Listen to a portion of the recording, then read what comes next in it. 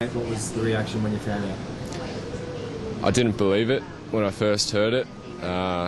Robbie was crying and he couldn't really explain what had just happened, but once he started talking about it, it kind of sunk in that it was really happening. And yeah, I mean, just a very disappointing day for Newcastle in general.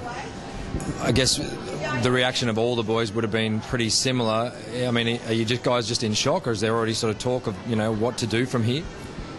I think a lot of the players are still in shock. There's obviously a lot of things that we need to find out before we make any rash decisions.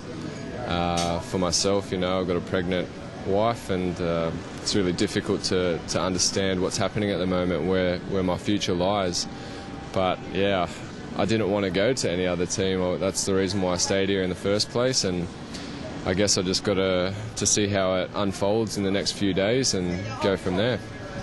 Was there any sense of optimism that, I guess, the franchise could be saved, that somebody might step in, or that maybe the FFA might come to the party and find a way of keeping a team in Newcastle?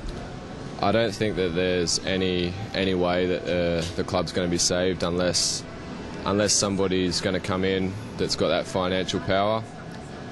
And a lot has to change within the FFA for them to want to stay on. You know, the Tinkler Group needs to stay on. So I can't see anything getting resolved soon. It seemed like it was dead and buried, and our advice was to go and find other clubs.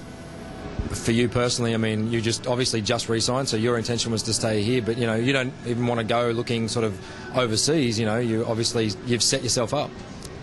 Yeah, I guess I'm still in shock in that department. I don't want to go anywhere else. It's just really difficult to talk right now and explain how I actually feel. But you just need to get on with it. In the next few days, I guess I'll be making some decisions for my family, and we'll go from there. But until now, you just wish that it could change. That, you know, you wake up from this bad dream, but it's going to happen, and you know, I've got to make some decisions now and figure out my future. You were saying you sort of feel for some of those younger boys who have had a bit of an opportunity to put themselves in the shop window, but now that window is probably closed. Yeah, it's quite difficult.